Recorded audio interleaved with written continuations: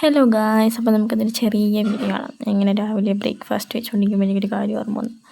Basically നമ്മൾ ആരെയും depend ചെയ്യാൻ പാടില്ല. നമ്മളൊരാളെ ഡിപ്പെൻഡ് ചെയ്ത് കഴിഞ്ഞ് കഴിഞ്ഞാൽ നമുക്ക് സ്വന്തമായിട്ട് തീരുമാനങ്ങളോ ഒന്നും ഉണ്ടാവില്ല. സോ മേ ബി നമ്മൾ സ്വന്തമായിട്ട് ഡിസിഷൻ എടുക്കാനും അതേ കണക്ക് മറ്റുള്ളവരെ ഡിപ്പെൻഡ് ചെയ്യാതിരിക്കാനും പഠിച്ചിരിക്കണം ഗൈസ്. അങ്ങനെ ആയിരിക്കണം നമ്മൾ. അത് കഴിഞ്ഞിട്ട് ആ വിഷമം മാറാണ്ട് നമ്മൾ ചോറ് കഴിക്കണം.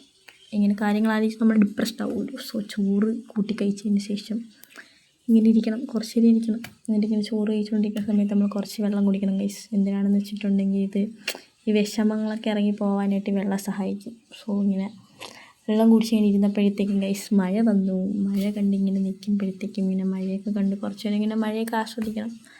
ആസ്വദിച്ച് കുറച്ച് പരിപാടി ഉണ്ടായിരുന്നു. അതൊക്കെ പറക്കി വൃത്തിയാക്കി അടുക്കി പറക്കി വെച്ചിട്ട് അത്രയൊക്കെ ഉള്ളൂ ഗൈസ്. ബാക്കി നാളെ നിങ്ങൾ സബ് ചെയ്യണം. Okay, by.